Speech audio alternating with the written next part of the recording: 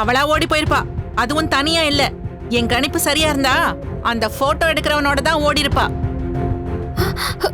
ஏ லீலா, இந்த நேரத்துல கூட உன் வாயில நல்ல வார்த்தையே வராதா? என் பேத்தி அப்படியெல்லாம் போறவ இல்லடி. அவ ஏதோ ஒரு காரணத்துக்காக தான் இப்படி போயிருக்கா. அது என்னன்னு இன்னும் கொஞ்ச நேரத்துல தெரிஞ்சிடும். இப்பவே நான் ராணிக்கு ரேவதிக்கு போன் பண்றேன்.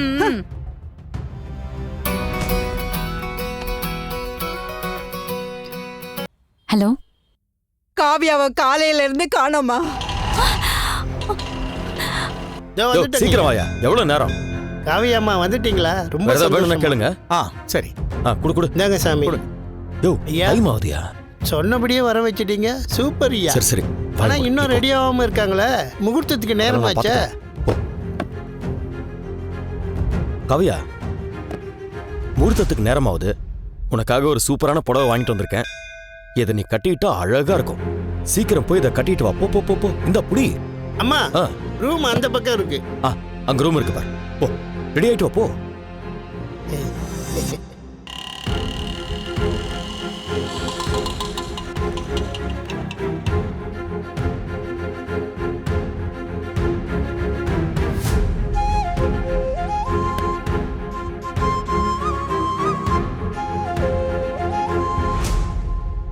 ஐயா, சொன்னபடி சாதிச்சிட்டீங்க. ஆனா எனக்கு ஒரு சின்ன குறை. என்ன? காவியா அம்மா மூஞ்ச உம்முன்னு வச்சிருக்காங்க. சிரிச்சாங்கன்னா கலையா இருக்கும். அதை விட்டுட்டு கடுகடுன்னு இருக்காங்க. அது என்னன்னா பிச்சமுத்து, அவ குடும்பத்தை நான் ஏதாவது பண்ணிடுவோங்கிற பயத்திலேயே இருக்கா. அதனாலதான். அதான் கல்யாணத்துக்கு ஒத்துக்கிட்டாங்களே, அதுக்கப்புறம் அவங்க குடும்பத்தை என்ன பண்ண போறீங்க? அவ பயம் கரெக்ட் தான் பிச்சமுத்து. நான் இன்னும் எதையுமே மறக்கல.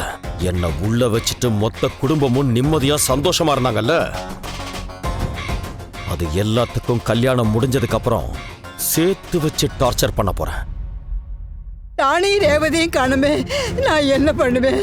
ஐயோ, அக்கா போன் எடுத்துட்டு போல, ரூம்லயே வச்சிட்டு போயிருக்கா. ஐயோ, என் பேத்தி எங்க போனாலும், ஐயோ என்ன சிக்கல்ல மாட்டிட்டு இருக்காளோ ஒண்ணுமே புரியலையே. விவரமா போய் சொல்லிட்டு மூஞ்சிக்கு நேரம் வீட்டை விட்டு போயிருக்கா. அவ போய் சிக்கல்ல மாட்டிக்க போறாளா? நமக்கு பட்ட நாமத்தை போட்டுட்டு போயிருக்கா.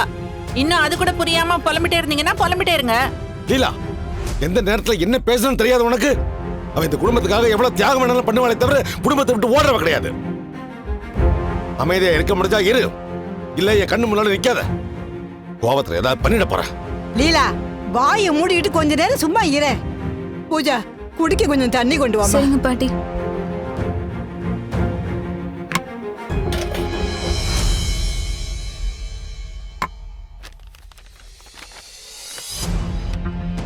அப்பா, அக்கா ஏதோ லெட்டர் எழுதி வச்சிட்டு போயிருக்கா. லெட்டர் எழுதி வச்சிட்டு போயிருக்காளா? ஐயோ, பா, நான் தான் சொன்னேன்ல, லெட்டர் எழுதி வச்சிட்டு தான் போயிருப்பான். இவன் வேற. நீ படிமா. அப்பா, பாட்டி, என்ன மன்னிச்சிருங்க. என்னால பூஜா, விக்கி எல்லாரும் ரொம்ப கஷ்டப்படுறீங்க. இதுக்கு மேலயும் நான் உங்களுக்கு கஷ்டத்தை கொடுக்க விரும்பல. அப்பா, நான் உங்ககிட்ட கேட்காம இது வரைக்கும் எந்த முடிவையும் எடுத்ததில்ல. பாட்டி, உங்ககிட்டயும் சொல்லாம நான் எதுவும் பண்ணதில்ல. முதல் முறையா உங்க எல்லாரையும் மீறி நான் இந்த முடிவை எடுத்திருக்கேன். இந்த முடிவு உங்களுக்கு வருத்தத்தை கொடுக்கலாம். ஆனா இதுக்கப்புறம் நீங்க யாரும் என்னால கஷ்டப்பட மாட்டீங்க. நான் போறேன். உத்தமன் கிட்ட இருந்து உங்க எல்லாரையும் காப்பாத்த நான் உத்தமன் கிட்டயே போறேன். ஐயோ,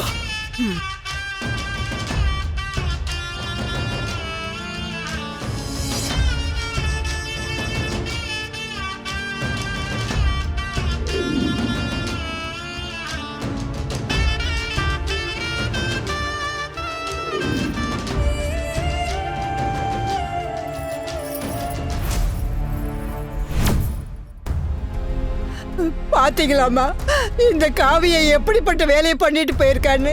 ஐயோ, அந்த உத்தமன் கொடுத்த டார்ச்சருக்கு பயந்துதான் காவியா இப்படி ஒரு முடிவு எடுத்திருக்கா பாட்டி. அதுக்காக உத்தமன் சொல்றபடி நடக்கிறது எந்த விதத்துல நியாயம்? அவளை பத்தி தான் உனக்கு தெரியும்ல. அவ குடும்பத்துக்காக என்ன வேணாலும் பண்ணுவாடி. இங்க நின்னு பேசிக்கிட்டே இருக்கிறத விட நான் நேரா இந்த உத்தம வீட்டுக்கே போய் அவன ரெண்டுல ஒண்ணு பார்த்துட்டு காவியா கூட்டிட்டு வரேன். காவியா, காவியா. பாட்டி, பாட்டி, என்னாச்சு பாட்டி? அம்மா, என்னாச்சுமா? தண்ணி குடாமா பூஜா. சரிப்பா. அம்மா, அம்மா, என்னாச்சுமா? ஓம் விநாயகனே போற்றிவோம், வினைகள் போற்றுவோம். ஐயா, நாங்க ரெடி. இப்ப அடுத்து என்ன பண்ணணும்? வீட்டு பெரியவங்க கிட்ட ஆசீர்வாதம் வாங்கணும். அதான் இங்க பெரியவங்க யாரும் இல்லையே. ஆமா இல்ல. சாமியை கும்பிட்டுட்டு மணமேடையில உட்காருங்க. சரி சரி. அரச மரத்தடி அமர்ந்தவனே போற்றிவோம், அகந்தை அடிப்பவனே போற்றிவோம், அருகிலில் மகிழ்பவனே போற்றிவோம், காவியா, அச்சம் தவிர்ப்பவனே போற்றிவோம், ஆறுமுக சோதரனே போற்றிவோம், ஆதி மூலமே போற்றிவோம், ஆனந்த உருவே போற்றிவோம், இமவான் சந்ததியே போற்றிவோம், காவியா, கலைபவனே போற்றிவோம், என்ன பார்த்துட்டு நிக்கிற? உட்காரு. போற்றிவோம், ஈகை உருவே போற்றிவோம், எனக்கு சாமி கும்பிடணும். நான் போயிட்டு வரேன். களிப்பே போற்றிவோம், ஊழ்வினை அறுப்பவனே போற்றிவோம், எளியவனே போற்றிவோம், எந்தையே போற்றிவோம், எங்கும் இருப்பவனே போற்றிவோம், ஐயா, சாமி கும்பிடுன்னு சொன்னோன்னு அனுப்பிட்டீங்க, அப்படியே ஓடிட்டாங்கன்னா? ஏற்றம் அளிப்பவனே பிச்சமுத்து, ஐயனே போற்றி, என்னை விட அவளுக்கு தான் இந்த கல்யாணம் நல்லபடியா முடியணும்னு இருக்கு. ஏன்னா அவ குடும்பத்தோட நிம்மதியே இந்த கல்யாணத்துல தான் இருக்கு. அந்த பயம் இருக்கிற வரைக்கும் அவ இங்க இருந்து ஓட மாட்டான்.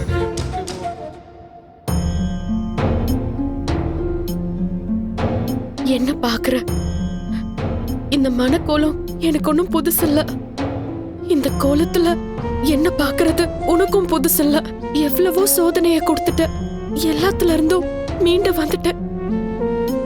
எப்படியோ எல்லாத்துல இருந்தும் என்ன மீட்டு கொண்டு வந்துருவேன்னு நம்பிட்டு இருந்த.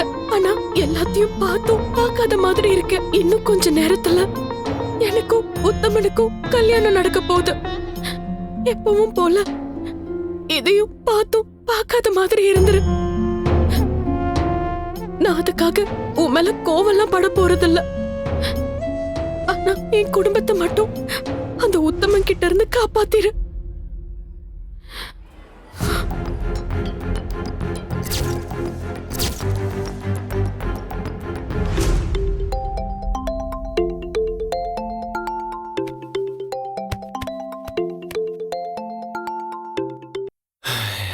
யாரு? ஹலோ குரு, காவிய பிரச்சனையும் சரி, உங்க பிரச்சனையும் சரி, எல்லாமே இன்னைக்கு முடிவுக்கு வரப்போகுது குரு. என்னடா வளர்ற? நான் வளரல குரு. நான் போட்டோ ஷூட்டுக்காக கோவிலுக்கு வந்தேன். இங்க வந்த உத்தமன் கல்யாண மேடையில உட்கார்ந்துட்டு இருக்கான். டேய், என்னடா சொல்ற? அவன் யார கல்யாணம் பண்றான்? அதெல்லாம் தெரியல குரு. இங்க நடக்கிறத பார்த்தா கல்யாணம் மாதிரியே இல்ல. அவன் மட்டும் தான் மேடையிலே இருக்கான். உன்னையும் காணும், சொந்தக்காரங்களையும் காணும். எனக்கு என்னமோ திருட்டு கல்யாணம் மாதிரியே தெரியுது குரு. குட்டி புலி, நீ சொல்றதெல்லாம் கேட்டா எனக்கு ஏதோ சந்தேகமா இருக்குடா. ஃபர்ஸ்ட் பொண்ணு யாருன்னு பாரு. இத போய் பாக்குறேன் குரு. கலியுக நாதனே போற்றிவோம். ஐயா, முகூர்த்தத்துக்கு நேரமாச்சு, பொண்ணு சீக்கிரமா வர சொல்லுங்க. அம்மா, சாமி கும்பிட்டது போதும், முகூர்த்தத்துக்கு நேரமாச்சு, வாங்க. சனே போற்றிவோம், கரநாயகனே போற்றிவோம், கலியுக நாதனே போற்றிவோம், கற்பகத் தருவே போற்றிவோம். குட்டி புலி, பொண்ணு காவியாவா? ஆமா குரு, பொண்ணு காவியாதான். நினைச்சேன்டா இந்த காவியா இப்படிதான் ஏதாவது பைத்தியக்காரத்தனம் பண்ணுவான்னு. குட்டி புலி, நீ ஃபர்ஸ்ட் போனை வை, நான் திருப்பி கால் பண்றேன். சரி குரு. போனை எடு ராணி, சீக்கிரம் சீக்கிரம் சீக்கிரம் எடு ராணி. இப்ப பரவாயில்லையம்மா? சொல்லுங்க தீபக். ராணி, காவியா எங்க இருக்கா? தெரியல தீபக், காலையில இருந்தே அவ வீட்ல ஆள் இல்ல. ஏதோ உத்தமனை பார்க்க போறேன்னு லெட்டர் எழுதி வச்சுட்டு போயிருக்கா. ஐயோ ராணி, அவ உத்தமனை பார்க்க போல, அவனை கல்யாணம் பண்ண போயிருக்கா. என்னது? உத்தமனை கல்யாணம் பண்ண போயிருக்காளா? ஐயோ, அம்மா, போன இப்படி கொடு. பாட்டி, தம்பி, பாட்டி, உங்களுக்கு எப்படி தெரியும் என் பொண்ணு உத்தமனை கல்யாணம் பண்ணிக்க போறான்னு? இப்பதான் என் அசிஸ்டன்ட் மாங்காட்டம்மன் கோயில இருந்து கால் பண்ணான். உத்தமனையும் காவியம் கல்யாண செட்டப்ல பாத்துருக்கான். தம்பி, இந்த கல்யாணம் நடக்க கூடாது, எப்படியாவது தடுத்து நிறுத்தி ஆகணும். நீங்க ஃபர்ஸ்ட் கிளம்பி அந்த கோயிலுக்கு வாங்க, நானும் வந்துடுறேன். சரிப்பா, இரு, நான் சட்டையை மாட்டிட்டு வரேன். காவியா கோயில்ல தான் இருக்கா. சொல்லுங்க குரு. குட்டி புலி, நீ என்ன பண்ணுவே எனக்கு தெரியாது. இன்னும் ஒரு அரை மணி நேரத்துக்கு அந்த கல்யாணம் நடக்காம நீ தான் பாத்துக்கணும். நான் அங்கதான் வந்துட்டு இருக்கேன். குரு, தனியா நான் என்ன பண்றது? டேய், அதெல்லாம் நீ ஏதாவது யோசிடா. எனக்கு டைம் இல்ல, நான் முதல்ல அங்க வரேன். இரு. யோ ஐயா, இங்க இரு, நான் போய் காவியை கூப்பிட்டு வரேன். சரிங்க ஐயா. அன்னலட்சுமியே போற்றிவோம், அபயலட்சுமியே போற்றிவோம்,